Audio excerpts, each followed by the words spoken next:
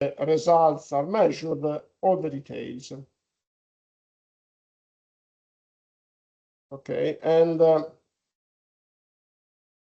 this is another case study that is I want to show you. Okay, pioneering early mobilization in a cardiac intensive care unit, a sustainable healthcare initiative. And here it explains what I briefly summarized earlier. And there is evidence that early mobilization from 48 hours after admission to intensive care is well tolerated, helps reduce muscle wasting, is a powerful psychological motivator, and shortens intensive care and hospital stay. Look, these procedures are subjected to national regulations. So these suggestions have to be taken in consideration with the awareness that this is a study that has been carried out in the UK, where the national regulation may differ a little bit, and not only a little bit in some of the cases with respect to other countries. And in some of the cases, these suggestions have not yet been applied in the UK. So given that you are a student of medicine, you have to be fully aware of the value that you have to give to this suggestion. This is, in some of the cases, this suggestion, the efficiency may be clinically proved, but you have to check it. So if you take a solution in order to solve a problem, a sustainability problem in the situation that you will face, and if the solution is taken by studying the literature, you have to make sure on how the solution has been tested. Sorry if I'm saying something that probably looks naive to you, but it's like for pharmacological treatment. Everything has to be tested, and you have to make sure under which conditions and under which regulation the solution has been tested, if it has been tested. But I think that here I found this report very well documented, and with a lot, as you see, there is a lot of room dedicated to the description of the case study. And here is the case study that I was talking about. The case study was developed at the Southampton Hospital.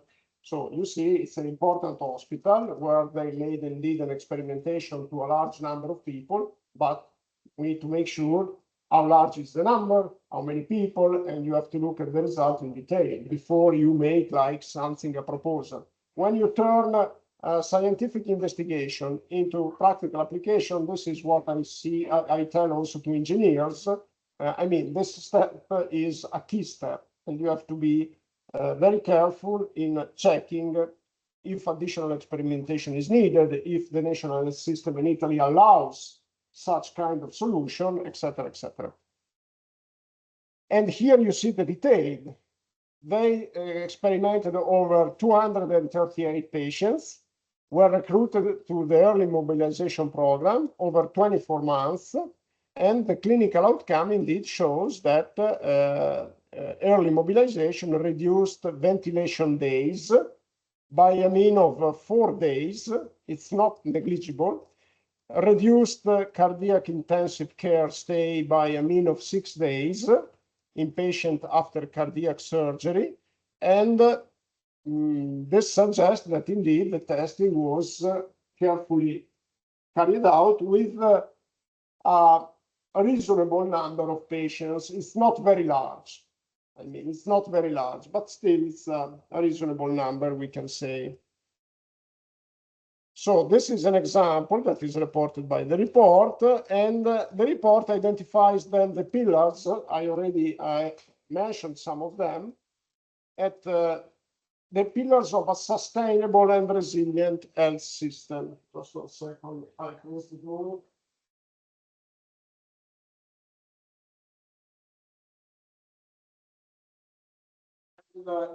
These pillars are, just 1 second, I check if I activated the microphone. I think so, but let me check.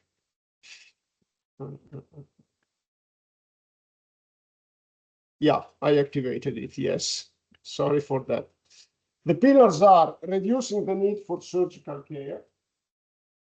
You know that this is something that is very topical nowadays, and there is a lot of research dedicated on that. And there are several different opinions about that, of course, but indeed there is a lot of research and efficient care pathways, which means procedures, and operating theater, energy and design, anesthesia, products used in surgical care, and reducing barriers to implementation. And this is another important thing, reducing barriers to implementation. And indeed, these barriers are the reason why sometimes even good solutions cannot be applied, not only in the health system, also in the administration, in the regional administration, local administration, national administration. Unfortunately, there are barriers to changes, as we know. To change a system is it's never easy. And here you see in the graph a contribution of typical operating theater energy consumption divided in medical equipment, lighting, IT equipment, and ventilation is the yellow part of it. It's about the percentage that I mentioned earlier. It's a bit more than, it's about more than 1/3, a bit more than 1/3. So let's make a better focus on energy, reduction of energy consumption, a more detailed focus on it, and anesthesia. I found these two examples interesting, but these are only two that I picked up, not by chance. I just try to identify those that may look more interesting to you, but there are many other, okay? So, what are the recommendations? So here you see the motivation, not only greenhouse gases, but also the price of energy. And therefore, you see that the intervening is really important because the majority of operating theater energy consumptions relates to the maintenance, relates to heating, ventilation, air conditioning, so something that can be reduced. And while there is a small contribution by plug loads, so the energy that we take from the plugs, and lighting. And here there are the recommendations. So switch off when it is during the night, switch off the operating theater equipment, also the equipments that move the anesthetic gas, the scavenging systems, etc. And here there is a suggestion of what can be done in the short term. So develop and use a shutdown checklist plus safety protocols to prompt turning off equipment. In the long term, we can install sensors. We can make it automatic, the switch off. Of course, this is something that is desirable because when it's automatic, of course, it's more, it's not given to the responsibility of a person. And here also identifies who is responsible for that, who are the stakeholders. And then there is the improved environmental impact of the operating theater energy consumption. And of course, the suggestion is to try to use renewable energy when it's possible. So to equip the hospitals with the solar panels or wind turbines. In some occasions, this is possible. And also the hospitals very often are high buildings, so they can profit from several sources of energy, of renewable energy. And this is an example.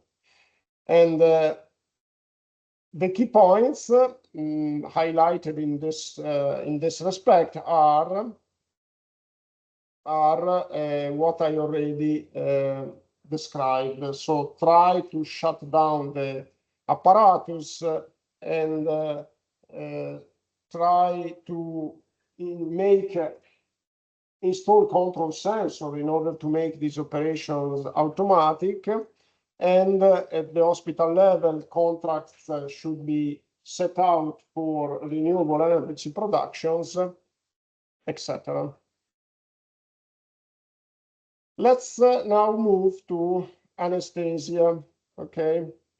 And first, we recognize that inhaled, I'm not sure I'm pronouncing it correctly. So the anesthetics that are inhalated are powerful greenhouse gases, some of them more than others.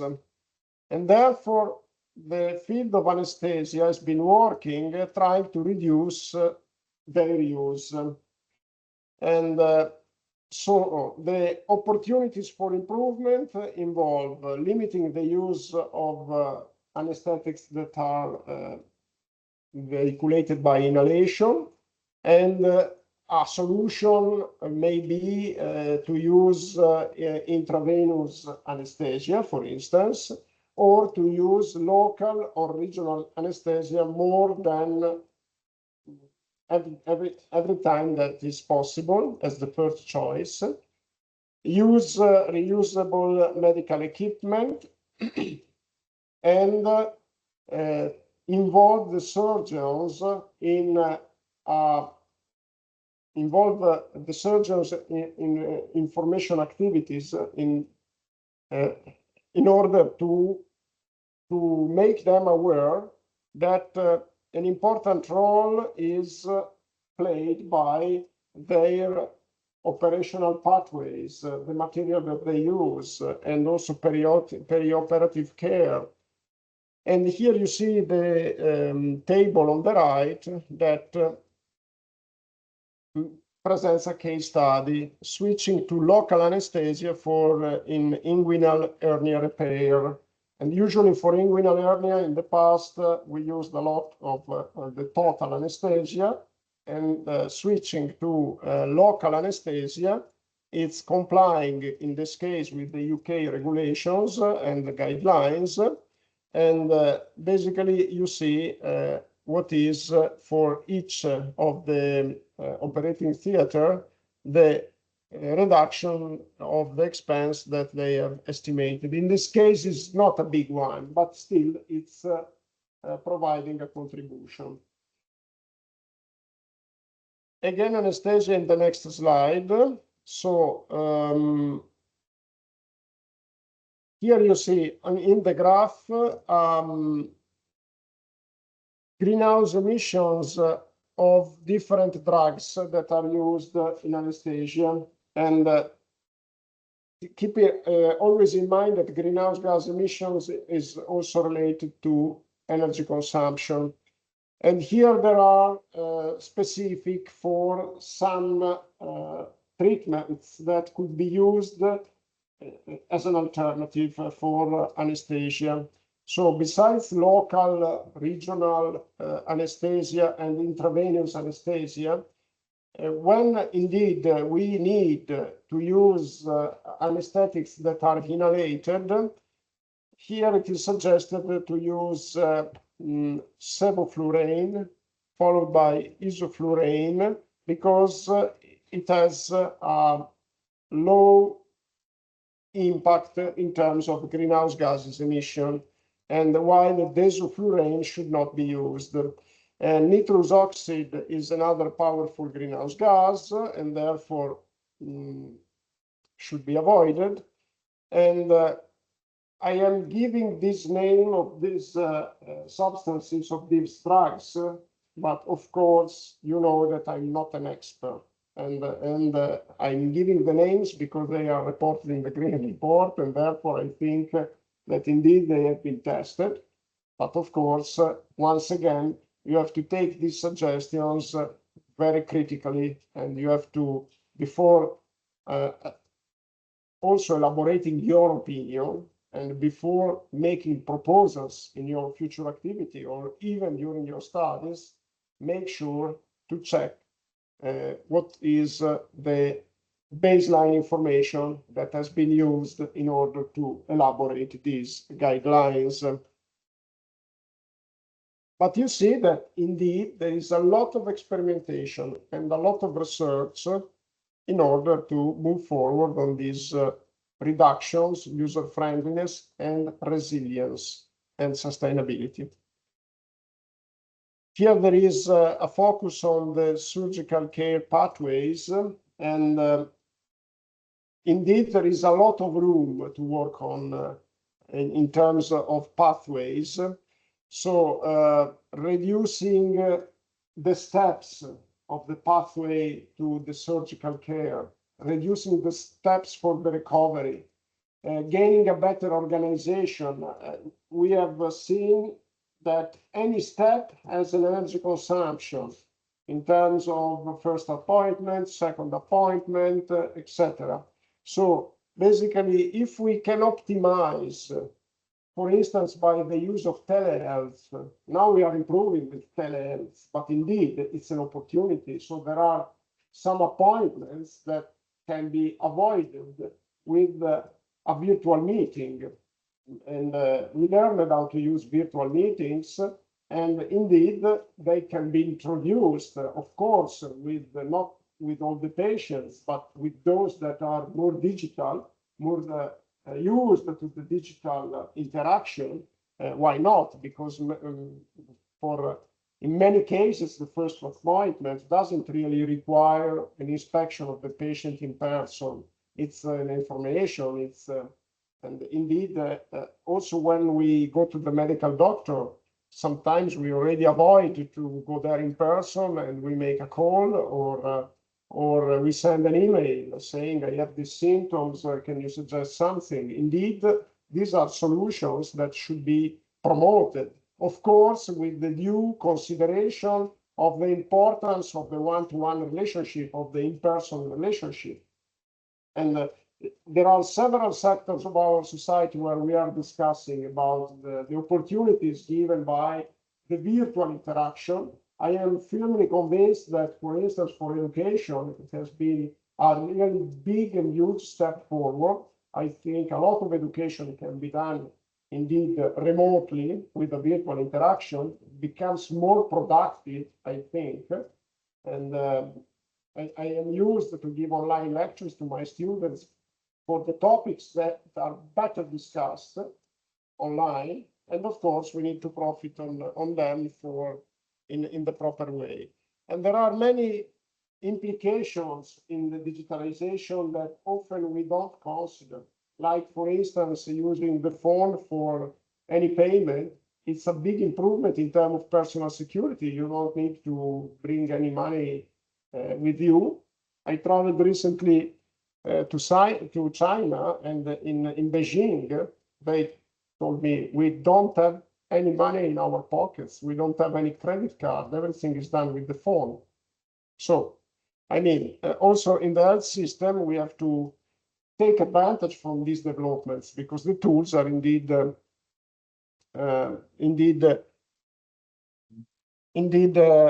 available and widespread available. Of course, not to everybody. We have to make a proper consideration about the context of our patients, and we have to make sure that the health system is equitable. This is something that I didn't say up to now, but it is another essential ingredient. An health system that is not equitable is not resilient.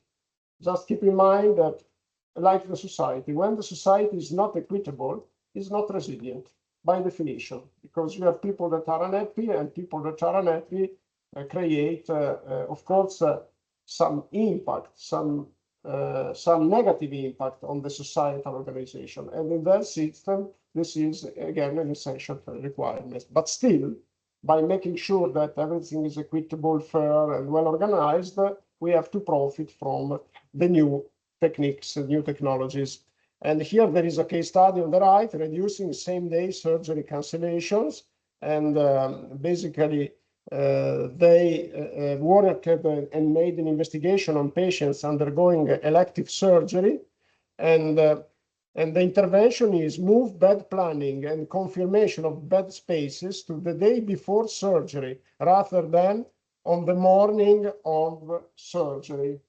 And this is very simple, but actually it has been proved to improve the organization. And the outcome is that they modeled about 50% reduction in cancellation and 20% reduction in overruns. So it's indeed interesting. Okay, so far I discussed about the climate-friendly, sustainable health system. Now I want to pass to the second part, which is related to the climate-proof health system, which is a different story. They are related. Of course, a climate health system that is resilient is, or better to say, a health system that is sustainable is also better resilient. But of course, the solutions, the individual solutions may be different. Any questions so far? Okay, so climate-proof health systems. I want to start with 3 examples. Okay, this is a quote I am self-serving from one of my papers. You know that I'm working on floods and droughts. And but the quote is interesting because it refers to, it's interesting, I think, for you. It refers to the 2021 flood in Germany. It was a terrible flood. And the result, why it was terrible? Essentially because it took people by surprise. And not only people, also administrations, and as you will see, also the health system. So they didn't expect a flood of such magnitude. And they didn't expect so large amount of water, so large volume of water, flooding the cities and flooding the hospitals, etc. And unfortunately, you know, the flood was very extended over Germany, but not only Germany, Belgium, Luxembourg, the Netherlands, and there were about 221 fatalities. And the damage is estimated in 46 billion of euro. So it's indeed was a huge thing.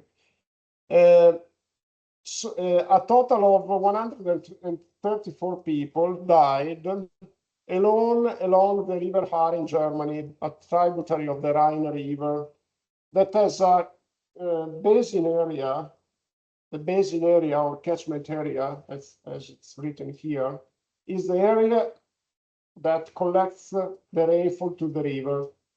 And this area was quite short, 900 square kilometers. So it is a river of middle size. It's a bit larger than the Lambro River, but not much larger. And what happened is that, you know, the severity of the flooding was underestimated. The state of emergency was declared too late, and evacuations were not initiated in time. So just try to understand what are the issues that are connected to that system. So state of emergency means that also the health system is alerted. Evacuation means that less people are affected by the event. And these actions were taken late, and they learned afterward from this lesson. And unfortunately, there were problems in the hospital, and during the night, because unfortunately floods often occur during the night. During the night, there were 10 people died in a facility for mentally and physically handicapped persons that were trapped and drowned into the structure because they were not evacuated. And in an hospital, what happened was that they ran out of power because, of course, when there is a flood, the provision of electricity is likely to be interrupted, but the hospitals have their, of course, generators and backup generators. But unfortunately, they didn't place the backup generator at a sufficient height, so the backup generators were flooded, and they stopped, of course, also for security reasons. This is another recommendation that we can derive from this. So when we design an hospital, I think that probably also Professor Capolongo is teaching to you about this, but when we design an hospital, we have to make sure that it's resilient, and the backup generators must be placed at an height that is safe from flooding.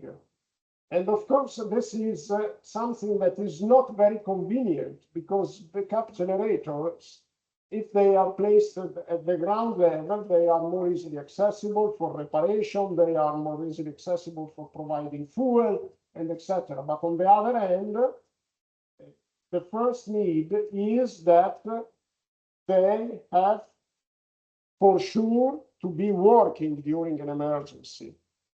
And this happens frequently during floods. Backup generators are flooded. And you may think that this is very stupid, like how it's possible. It's possible because sometimes we cannot really predict what is the height of the water that we get into an house. So, for instance, I indirectly got a report from a person that was flooded in Tuscany. I think it was the flood in Tuscany and Marche was 2022. And basically, she said that she didn't experience any injury. And also for the family, they were not injured. But on the other hand, the ground level of the house was completely flooded, and they lost all the pictures that they have taken during a life. And this caused a big psychological trauma. And this is one of the impact of climate events over the health of people. It's the psychological trauma is something that some people never recover after that.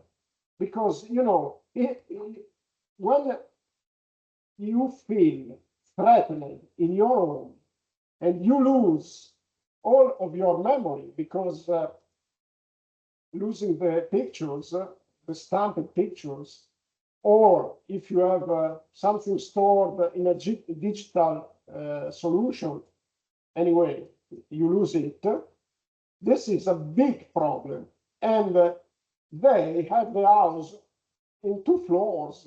So she said, as I knew earlier that I was exposed to a flood, I would simply put the papers at the first floor.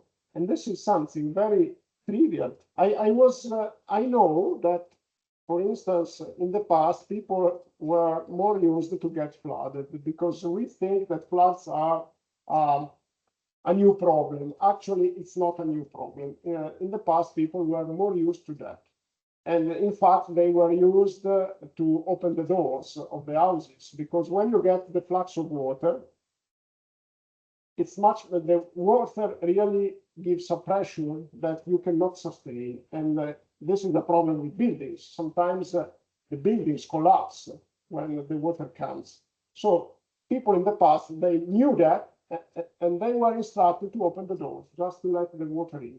And they were bringing a person for me, the cows at the first floor, because of course they couldn't lose the cows and they couldn't lose the chicken, and so they brought all the animals. They were used. It was a region where the floods came very slowly. Sometimes we know that a flood is coming like 2 days earlier, and we know that we get flooded. So sometimes we have time. And they were prepared for that. Today, this preparedness is a bit lost. And so basically, this is a very good example of something that didn't work. But keep in mind one thing, because you may say, how is possible? And this was really unexpected. And so, I mean, in order to understand what is the safe height for a backup generator, you have to get a preliminary estimate. So you need a flood model, you need an engineer that gives a map, a flood map, and this is one of the recommendations of the Green Report. Rely on flood maps that give to you the expected water depth in the rooms and the expected flow velocity. There are two variables that are relevant to determine the impact of a flood wave is the depth of the water and the velocity. And the velocity sometimes is more important than the depth of the water. The depth of the water is important because people, of course, may get drowned, but you really need a lot of water to get people drowned. And velocity is really tricky because sometimes it makes it impossible to walk even with a water depth of 30 centimeters. If the water is running, you cannot stand up. So this is an example of something that didn't work in terms of health system. Why you see a picture here of the sword of Damocles? Because the title that we gave to this paper, it's an opinion paper, is the sword of Damocles of the impossible flood. And because indeed, very often we think that it will not happen to us. It's like for illnesses. Sometimes we think we are immune, and very often we think that we are immune from flooding. But if you look at the maps, the flood maps for Italy, you will see that about 2/3 of Italy, even if Italy is mountainous, but 2/3 of Italy is exposed to flooding. Okay, this is one first example. Second example, flood in the Romagna region 2023. It is something that actually you may think that I know it very well. Actually, I was not involved in any post-event study and any refined analysis. I was reported by my colleagues. I don't know it very well, but I found a paper written in a journal, in a medical journal, scientific journal, that reported overall an opinion of an assessment of success of the Earth system during the flood in the Romagna region. And you see what they did. Keep in mind that this flood was anticipated 24 hours by the rainfall forecast. The rainfall forecast worked really well. And so people knew that something was coming. What was not predicted, but it is something really tricky, is that there was the contemporaneity of flooding and landslides.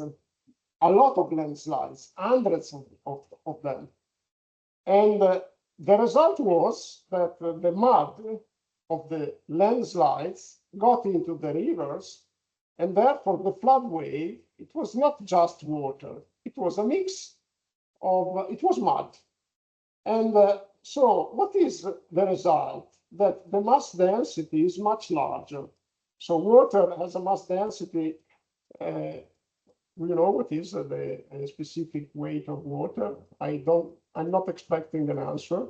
This is something that when I ask to my students, they are studying hydraulic engineering, and to my students I say, if you don't know the specific weight of water, you can leave the room. And of course, smiling, I say them. Anyway, it's the specific weight of water is 1 kilogram per liter, which means anyway, a big weight. I mean, water, one problem of water is that it weighs too much. So we cannot really transport it. It's not easy to move water. So this is why sometimes we have a region that is completely dry and a region that is just a few kilometers away is completely wet. We cannot move a lot of water. When the water supply system doesn't arrive, then it's a problem to move the water with the tanks, with the trucks. Okay, but the specific weight is 1 kilogram per liter. This mud that flooded the Romagna region was much heavier. And the result was that the energy associated with the flood wave and the destructive power was much larger. And the flood wave was climbing up the hills because of the high energy. And a person, one friend of mine, told me it was amazing. There was the water climbing up. I never saw something like that. And the reason was the mix. Anyway, they had the warning 2 days earlier, and therefore the regional health system rapidly activated the emergency plans before the flood came. And so they identified before the flood came vulnerable groups, such as the elderly, disabled, and by the way, 13 people died, and the majority of them, I think almost all, they died because they didn't want to leave the house. And this is an attitude that you have to expect when a flood comes. People don't want to leave the house because they are concerned that then they are everything is stolen by, I don't know how to say in English, the sciacalli, we say in Italian. And the sciacalli is the people that go into the flooded homes to get everything. It's something that has been always there. We know very well the problem, but the problem is that people don't want to leave the house, and they, unfortunately, most of these people, I think 10 over 13, died because they didn't want to leave the house. Anyway, they activated the evacuations, and they also activated the hygiene inspection and infection control protocols. And they activated also targeted vaccination campaigns against tetanus, hepatitis, because the problem also with these events is that water gets contaminated. And then, I mean, the hospitals were activated and continued to function despite widespread infrastructural damage, thanks to contingency plan, mobile health units, and volunteer coordination. Emergency departments reported a large number of traumas and mental distress, a large number of mental distresses. And the health system communication teams worked closely with municipalities. There was a good coordination. This is another essential ingredient for a resilient health system, a good coordination with municipalities. So, I mean, it was a nice success story, and highlighted also the strength of the Italian system, which is decentralized, community-based, and highlighted, on the other hand, critical gaps in data integration. And unfortunately, this is a problem that we have in Italy. So data sharing, and it's extremely important to be able to manage the information very quickly. So when you get a warning, an area that is getting flooded, a person that has problem, and this information has to be managed very quickly. And, you know, if you get, for instance, an interruption of the power, then communication becomes complicated. And we know that the phone lines also become often do not work during emergencies. So there was a bit of critical gap in data sharing, communication sharing, volunteer coordination, and also disaster planning. So, for instance, we didn't expect this mud flow, which actually occurred in the past. So, because, you know, these rivers are in a very flat region, there is a lot of mud in the bottom of the riverbed. So when the flood comes, it's not so unlikely that there is some concentration of mud. In this case, it was a very large concentration, but on the other hand, it was clear that there were these gaps. And again, volunteer coordination. This is another critical issue. Okay, second, third example. It is an example that refers to Japan. And here you see an animated picture, but it's there without any medical implication. It's a picture showing the progress of this storm that occurred in 2018. As I said, Japan is exposed to a lot of risks, and the report I am referring to, now I am introducing it. Let me show you the next slide, and then I come back. This is the report, which is available over the web. You have the links in my website. And I think it is extremely interesting. It refers to not only climate shocks. For instance, there is a large section dedicated to the management of infectious diseases. I think the experience of Japan is interesting. Once again, it's a completely different story, Japan from Europe. So just make sure, sorry, if you get information from there, to check the quality of the information and how it has been tested. But let me go back a little bit. So there was in 2018 big flood associated to landslides impacting more than 10 cities in southwestern Japan. And approximately 95 medical facilities were affected by flooding. And they were affected also by power outages and water service disruption of their hospital and clinics. This is another problem. Sometimes during crisis, you have a disruption not only of the electrical network, but also of the water supply system. And therefore, you will see a lesson that they learned is that you have to make sure that the hospitals have a good stock of water, food, any other need that whose provision can be disrupted during an extreme event. In the Mabi district, Kurashiki City, Okayama Prefecture, one of the most devastated areas due to a levee breach, there were 50 deaths, and the hospital was inundated up to the first floor ceiling. So 2 floors were inundated, and more than 300 patients and workers were temporarily trapped within the hospital, unable to access infrastructure services. However, thanks to the quick rescue and emergency transport efforts provided by the self-defense force, fire and disaster management, there were no casualties during that temporary period of isolation.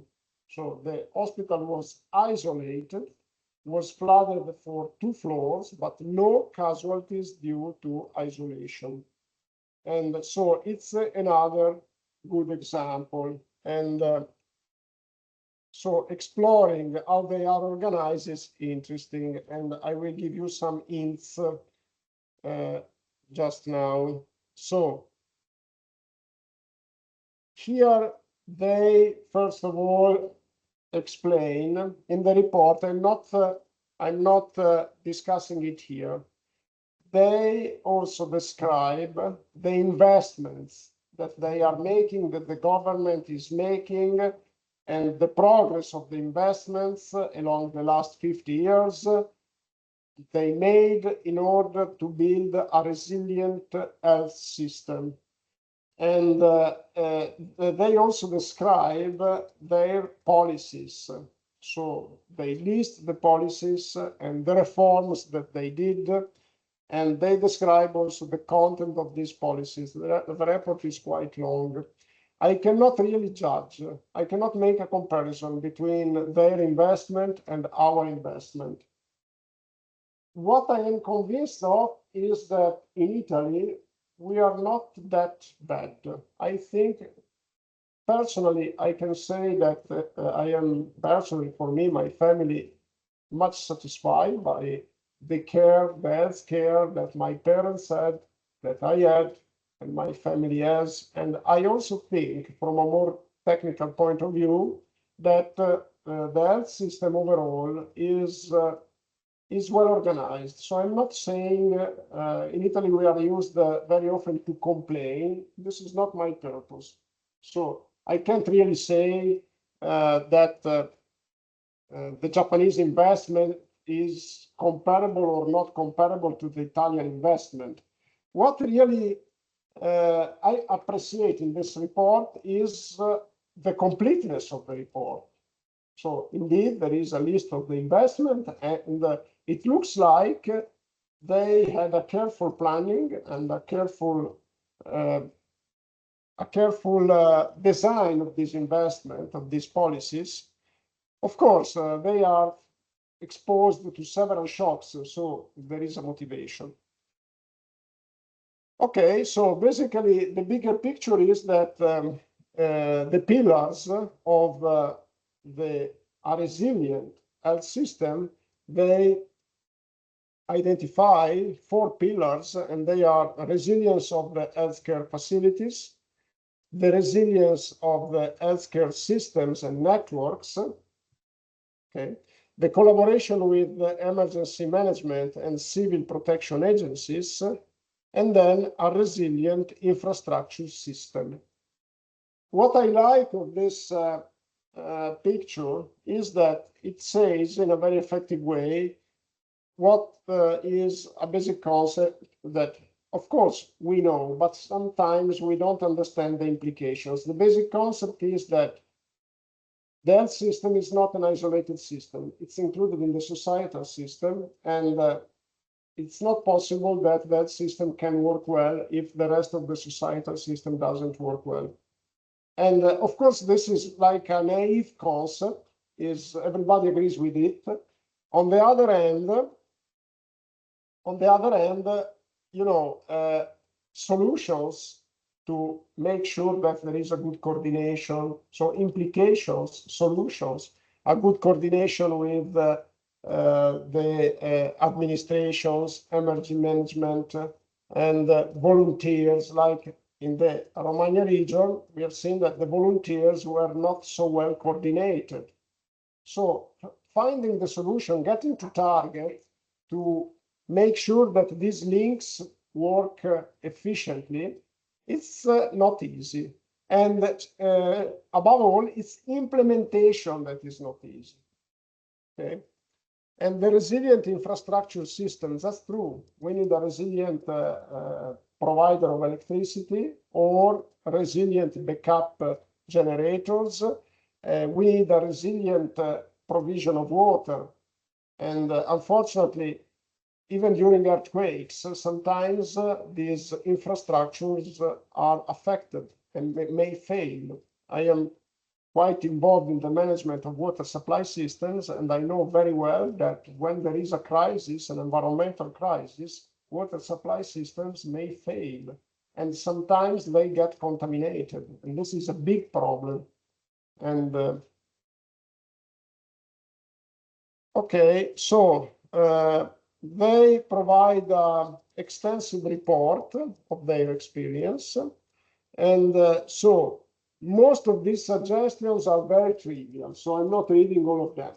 Okay, I just wanted to report to them here to show you that there is a lot of thinking behind what may even look trivial, but sometimes things are trivial, but if you don't really educate people and you don't put them together, the message is not conveyed. So here you see, to give some examples, strengthening the managerial and operational capacity, governance, and planning system is trivial. And strengthening the technical and administrative capacity of the health workforce, trivial, okay? And if we go to facilities, improving facilities and inventory management to maximize utility of limited resources, Okay, again, trivial.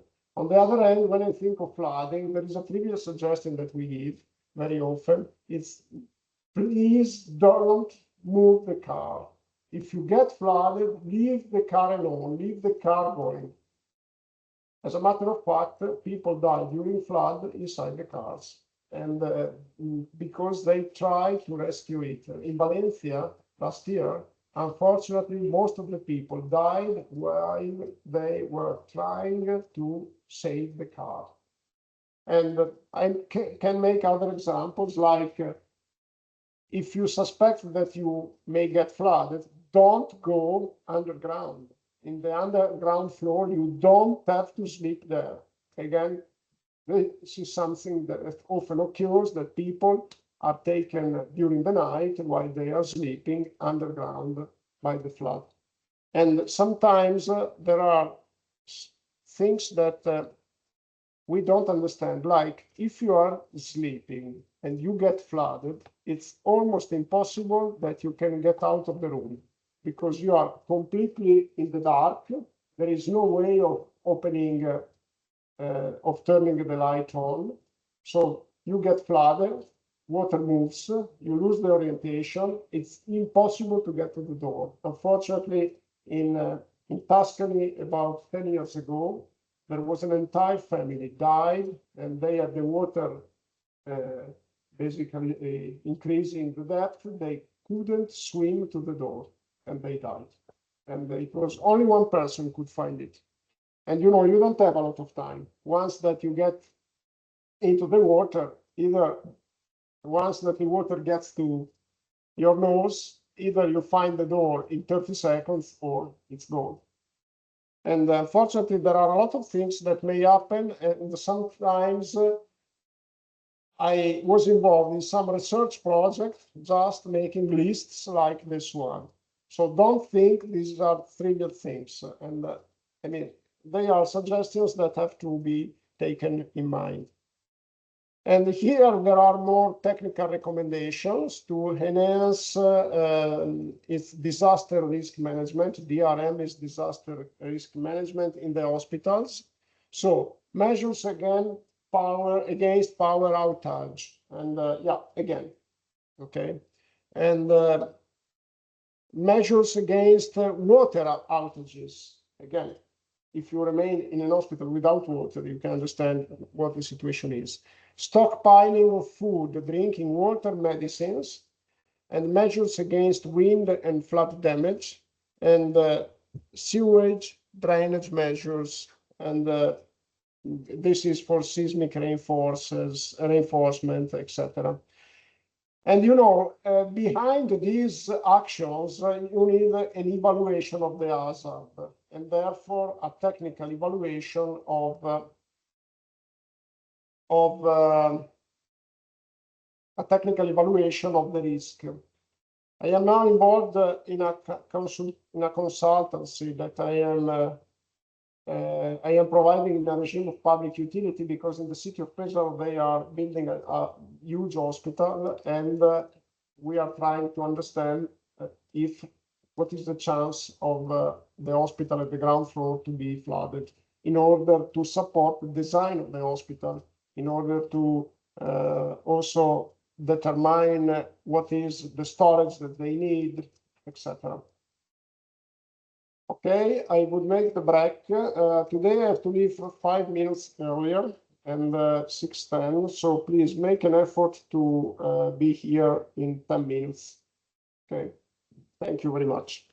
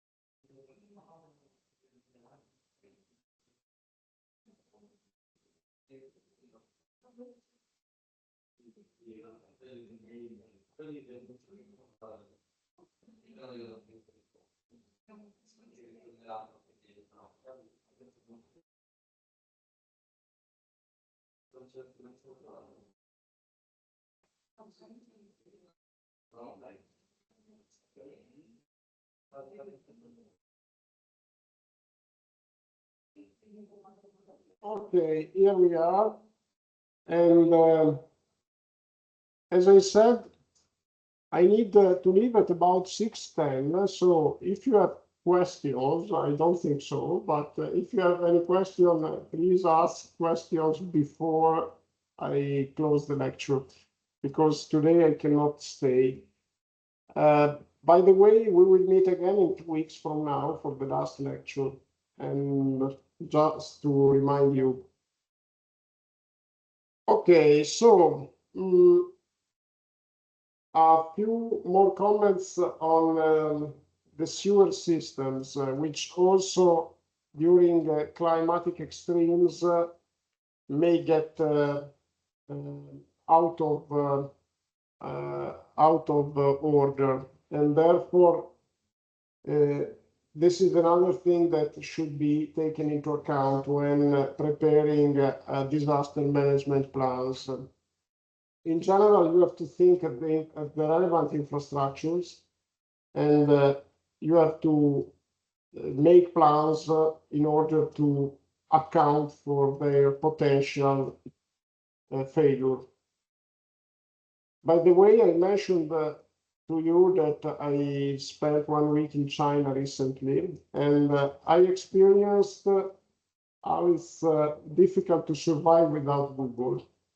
And it is something that we don't really realize in our everyday activity, but I realize that without Google and without WhatsApp, the life changes a lot.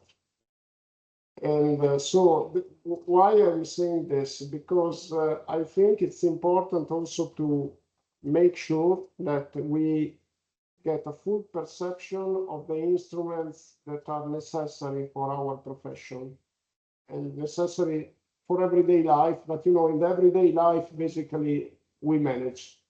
And when instead it comes to the limit of a limiting situation, then of course everything goes under stress, and it's important to be fully aware of what are the relevant infrastructures that we need, including the web, because indeed today, if we are deprived of the web connection, there are a lot of relevant implications that were not like that until maybe even 10 years ago. The situation was completely different, and we were less dependent on that. And this gives to me the opportunity to remind you once again that don't refuse from getting digital information, because it will become more and more essential for our profession, whatever profession is. I mean, also for the profession of the surgeon, digital information will become more and more essential, and it is necessary not only to be good users, but it is necessary also to become good in finding solutions if there is a failure of the digital information. And in order to be able to find good solutions, we have to know more than what we need to know to use it. We need also to know how the digital information is organized, how it is shared. And this is why last week I said, don't refuse to learn some coding, because it will become a necessary requirement if you want to be a problem solver. Again, everyday use is not really a problem. It is just enough that you know how to use it. But if you want to become a problem solver, if you want to become the best in the world in what you will do, and this is something that I advise you to dream. You have to always dream to become the best in what you are committed to. Then also you need to know how the digital information is generated, organized, etc. The list of the recommendation is not finished here. There are other 5. So they recommend measures against earthquakes. Japan is very strong risk. But by the way, this reminds me of the situation at the Campo Fregene in Naples, where there is an hospital in the area that is supposed to be evacuated in case of emergency. And some of my colleagues working there, they said, look, this is a big problem, because to make a plan for the evacuation of the homes is already a huge challenge. But making a plan for evacuating an hospital, it's really more than a challenge. They also list measures against snow damage. Of course, this is relevant where we can get a lot of snow. Measures against lightning strikes, because of course lightning strikes also may cause outage of power, etc. Strengthening the system for admitting the sick and injured, because of course during an emergency you have to manage a flow of patients that is exceptional, and develop a business plan that is comprehensive. BCP, I think, means business comprehensive plan, and it has to incorporate any kind of unlucky situation that you may expect, basing on the assessment by experts of the hazards to which the hospital is exposed. A solution that is adopted in Japan, which is adopted also in Italy more and more, is to flood-proof the buildings. Here you see a picture that is, I think it is significant, because it shows people that are flood-proofing a well. Because, as I said, contamination of water is a relevant problem that may bring, in the weeks after an extreme event, can bring health consequences that are very relevant. And therefore, you need to protect the water sources. And what they are doing here is to protect the well, to avoid that the fresh water in the well gets contaminated by the flood water. The flood water, unfortunately, is very often highly contaminated. And when groundwater gets contaminated, then it becomes unavailable for a very long time. For instance, I was reported by a colleague that during the tsunami, I think it was 2006 or 2000 in Sri Lanka, I don't remember, they celebrated already the 20 years, I think, so probably was something like 2004. In the tsunami that occurred in Sri Lanka, they had the huge problem that the groundwater got salted, because there was inundation of a large part of the land, even very far from the coast. And of course, the salt water got into the wells and also got into the ground. So they had the problem of desalinating the soil, but also desalinating groundwater.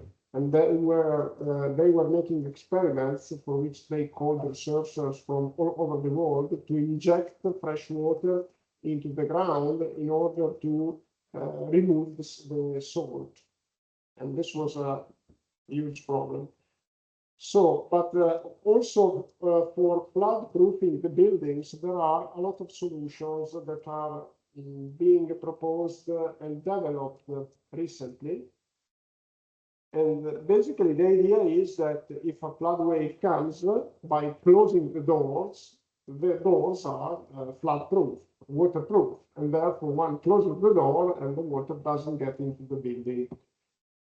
There might be the problem of the water pressure, because if you have water inside and outside the building, then the two pressures compensate each other and the wall stands up. If you have water only making pressure on the outside of the wall and the pressure is not balanced by other internal pressures, then the building may collapse. So these interventions need to be carefully designed. I will report to you later that in Japan, they decided to protect up to a height of 1.5 meters because they determined that the wall was able to resist to a water pressure of given by a water depth of 1.5 meters. By the way, if you try to make a computation of what is the pressure of 1 meter of water against that wall, for instance, the pressure of the forcing, so the force of 1 meter of water is in kilograms force, which is not the international system. You compute it by half of 1,000 kilograms, specific weight of water, so 500 kilograms times the height square for each meter of linear extension of the wall. So I make the computation. Let's suppose that against that water, there is a water, against that wall, there is a water depth of 1 meter. So for each width of 1 meter of the wall, you get a pressure of 500 kilograms. It means that if you try to sustain such a pressure, you can't. And I am not sure a wall like that one can resist to a pressure of 500 kilograms per linear extension of the wall.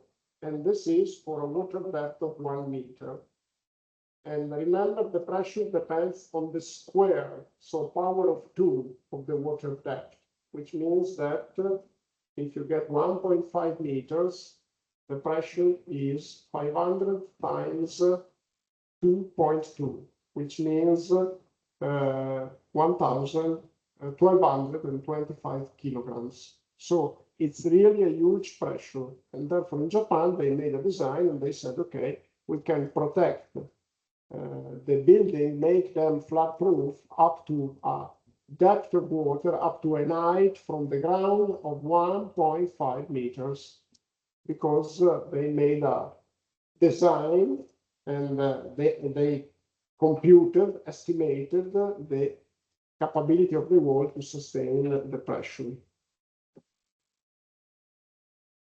So basically the idea is to make them flood proof, and at the beginning you need a flood mapping, as I said, and then you can elevate critical areas. So this is why some people, especially in the lowlands, you may notice that some people build their homes over a kind of artificial hill. This is the reason, because they know that they can be flooded, and therefore they prefer to elevate like a couple of meters the house, because they know that it's very unlikely in a very flat area that you get a couple of meters of flooding. We can use flood resistance constructions like sealed walls, as I said, flood barriers, as I said, and also we can also install effective stormwater drainage systems, for instance, pumping. I know that some people in their houses, they keep some pumps ready, and this is done also in the underways of urban transportation. It's compulsory that there is a provision of pumps in order to avoid that, especially during the night, cars don't see that the underway is flooded and they get into the water. There is the problem with these facilities that we need to continuously test them. And so if you use a backup generator in the hospitals, you have a regulation. I'm sure that there is a regulation that obliges the the responsible persons to test the backup generator like every 2 months, because otherwise, regularly, it may happen that when you need it, it doesn't work. And unfortunately, there is no regulation for this testing in the underways. You may know that several people get injured with the car in the underways during high rainfall. And very often, this is why the pumps don't work. And they should start independently, automatically, and very often they don't work because there is actually no regulation in place for underways in road transportation networks to be checked for the pumps and the procedures to be checked periodically. And then also the backup utilities, backup power, and relocation of redundancy. And this is extremely important. Of course, we cannot really allow for a relevant redundancy of the system, because a system that is redundant is a system that is more expensive, is less sustainable. But so we need a proper estimation of the risk in order to make sure that redundancy is well estimated and calibrated. There is also a set of recommendations about the preparedness and emergency planning. So basically means that there must be a proper training of people. And this is something where in Italy, I think we are quite effective, at least for what is referred to the professionals. For the volunteers, we have some problems, indeed, because it's not easy. So to train volunteers, to manage volunteers, and it's something that is not so easy. And then there are some recommendations on the service delivery and health system resilience. So decentralized services, enable community level care and the mobile health units for when the main hospitals are not accessible. Digital health systems, we already discussed this, telemedicine and cloud-based patients records that remain accessible, and rapid response teams. We need to indeed train the professionals for these situations. And something that is sometimes forgotten, the cold chain protection. So we need to make sure that vaccine refrigerators and temperature monitoring devices are still working under a crisis. And then there are some environmental recommendations. I'm talking of the general recommendation of this Japanese report, just to make sure that we are aware of the context. These are environmental and community-based strategies. Community education, it's extremely important, and safe water and sanitation systems, protect wells, we already discussed it, install elevated laterals, and distribute water purification materials. The earth workforce, training and drills, of course we need staff that is trained, and we have to make sure that the staff is also flexible, allowing for task shifting, because emergency management requires adaptation, and not only adaptation of structures or procedures, but also adaptation of people. And then staff safety and retention. We have to make sure that the staff can reach the facility despite transportation problems, despite other conditions that in extreme situation, unfortunately, they occur altogether. And keep in mind that usually we are trained to face a problem, but only few of us are trained to face a multitude of problems occurring together. Usually the crises are originated not by a single problem, not by a single driver. Also for floods, it's the same, or for a crisis due to an earthquake. The earthquake is the reason, but if there is preparedness, if the system works well, it doesn't imply necessarily a crisis after the occurrence of an earthquake. Unfortunately, as I said, we can well manage, each one of us, I think, can manage like reanimation of a person. We all know how to reanimate a person. And if it is the only problem that the person needs to be reanimated, but what if you need to reanimate a person over a floor that is flooded? So, or what if you are working in the dark? Again, only few of us are trained, have the capability to foresee what may happen. And you have to make an effort if you are interested in that. If you want to become an expert in emergency management, you have to really think of what can happen. Same thing if you work in dangerous situations, like risky situations, or if you practice an extreme sport, you have to really assume that everything can happen, and you have to, in a way, to figure out in the worst condition what can happen.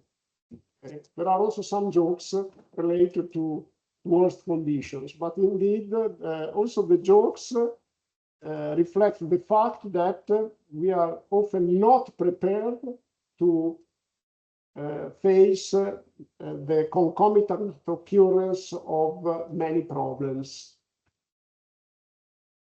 I talked about case studies in Japan. So here you can see the barriers, the flood barriers for the hospital. You see where there is the entrance of the hospital. They prepared these flood barriers up to a height of 1.6 meters in order to get the flood, to keep the flood outside and to get the hospital dry. And of course, you cannot enter into the hospital anymore, so transportation is interrupted, but helicopters can still work. And you have to make sure that you have stocks enough, large enough, in order to face this situation. In order to resist a little bit, and without access to. During floods, unfortunately, there is also the problem of getting the area dry. Sometimes it takes weeks. So this is something to be kept in mind. So to get an idea, and the experts can provide useful advice of the duration that may have an emergency situation. In the Emilia-Romagna region, they had to call for pumps from all of Europe, because you need huge pumps, because I mean, in a very flat area, you have levees to avoid that the area is flooded. Levees, the service of levees is to keep the water into the river.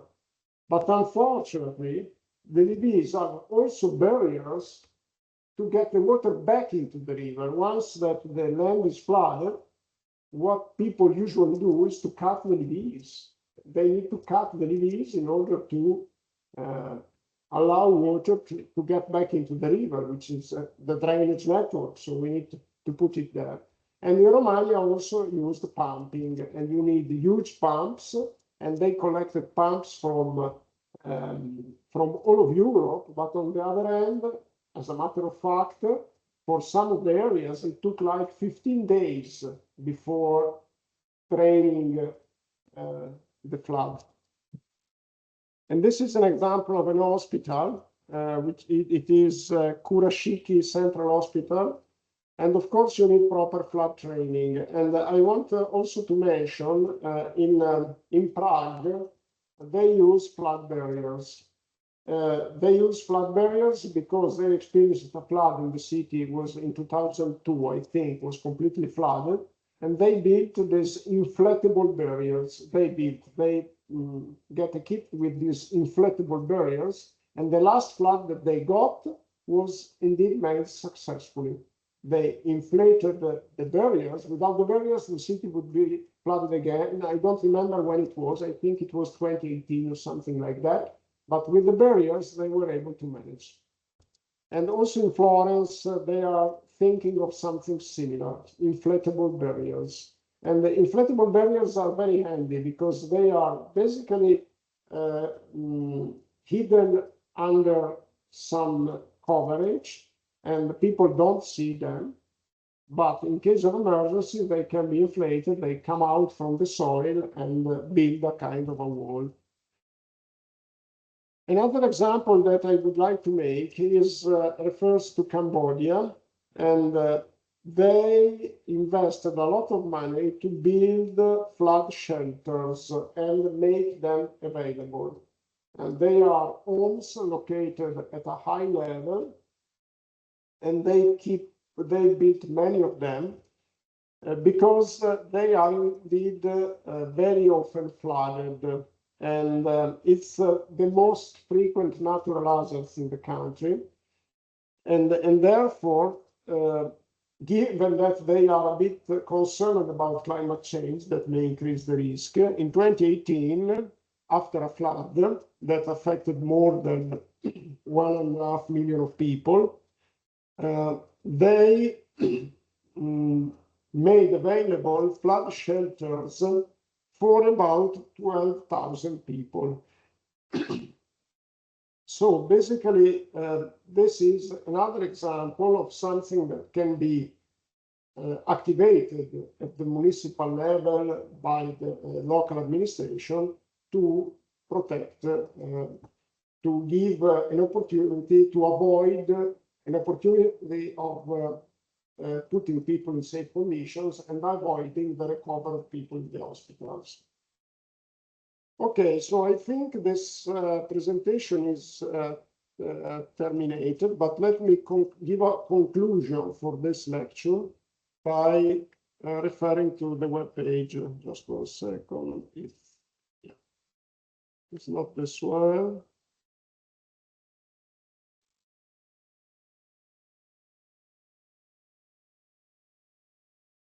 Okay, I think I closed it. Just 1 second. Yeah, it is here. Conclusion.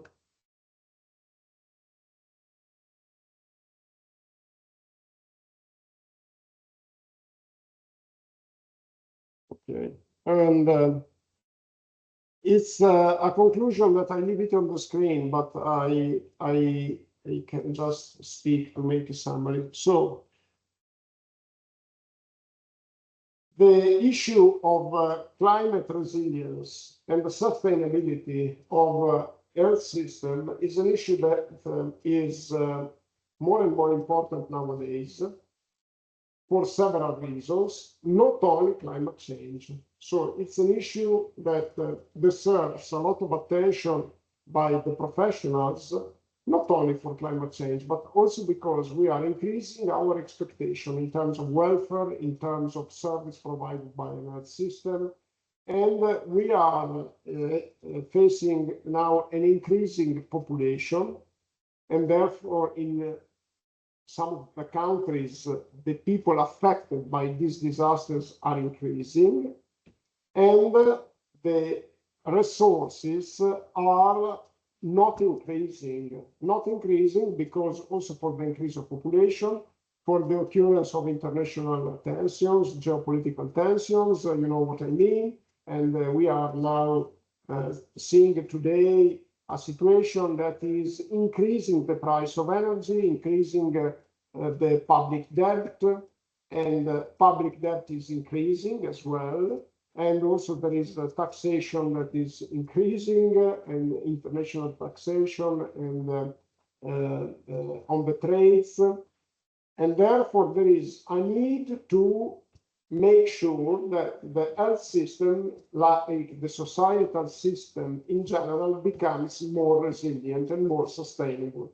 Again, this is independent of climate change. Climate change is an additional concern, but it's anyway a priority to work and to find solutions and to revise our procedures and to take advantage from the new technologies. Because this is a good point of the progress, and it's a benefit that we are taking from the evolution of our organization. There are new technologies for communications, new technology for therapies, and new opportunities for rethinking the way the health system is organized.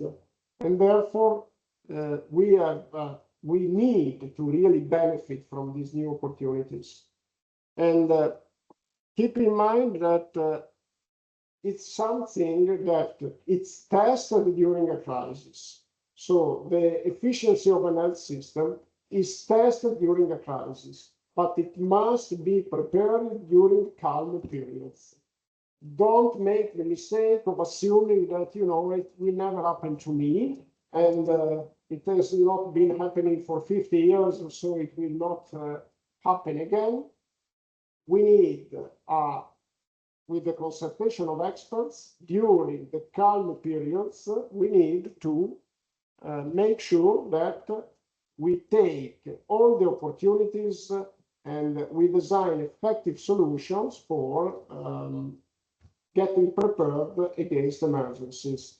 There is nothing more impactful, nothing more tragic than the health system that goes into crisis during an extreme climate event or an extreme event in general. And it's really what happened in Germany, where they have to carry the patient along the stairs because they went out of power. And so they had to really, and some people lost their lives because they couldn't really bring them outside, because also outside is flooded. So you understand that it's really a tragic situation. So the health system deserves the highest priority. Okay. Any question? I'm not finished. I said 6:10 and up to 6:10 I am here. Any question? Okay. Now, in 10 minutes, I think we can get an introduction to the next topic that I will, it will be the subject of my last lecture. The subject is the climate impact on health. So in what way, by going into the details, the climate events can impact our health? We already mentioned trauma. We already mentioned psychological trauma, but let's get into a more refined classification. To do that, I open this animated slide, just 1 second. This is just an introduction. And so what are the most relevant, do you have any question? Oh, because I think that, okay. What are the most relevant, then it starts again, it's a rotating presentation. What are the most relevant changes in climate variables that are impacting the human health?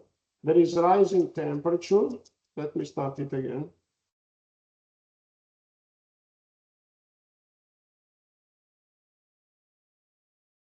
There is a rising temperature, more extreme weather, and sea level rise, increasing CO2 levels. So basically, we can identify these 4 variables: temperature, sea level, CO2 concentration, intensity of extremes, as those that have the larger effect on the human health. And then you see the split in severe weather can cause injuries, fatalities, mental health impact. Air pollution, which is also a consequence of climate change, can cause asthma, cardiovascular disease. Changes in vector ecology, of course, can cause vector-borne disease like malaria, dengue, encephalitis, antivirus, Rift Valley fever, Lyme disease, which we already mentioned, chikungunya, and West Nile virus. Increasing allergens may cause respiratory allergies, asthma, and water quality, which is affected by, for instance, sea level rise, environmental extreme. Water quality may imply cholera, cryptosporidiosis, Campylobacter, leptospirosis, harmful algal blooms, and then there could be a water and food supply impact, which means malnutrition, diarrheal disease. Environmental degradation means forced migration, civil conflict, and mental health impacts. And also there is the consequences of extreme heat, heat-related illness, and death, and cardiovascular failure. This is just the big picture. In general, there are also benefits, okay? Because here we look at the dark side of the moon, but there are also benefits. There might be also benefits. For instance, we know that I have one of my colleagues that is working in the Faculty of Medicine reminded me that usually people die during the winter. So the vast majority of people die during the winter. And he said, if the winter becomes warmer, there is indeed a benefit. And the benefit in terms of the number of people who don't die is probably going to be larger in terms of the number of people who may die during the summer for the increased temperature. So basically here you see a picture that focuses on, like it's usually done in the climate literature, on the negative effects. But just keep in mind that there are also some positive outcomes that need to be considered.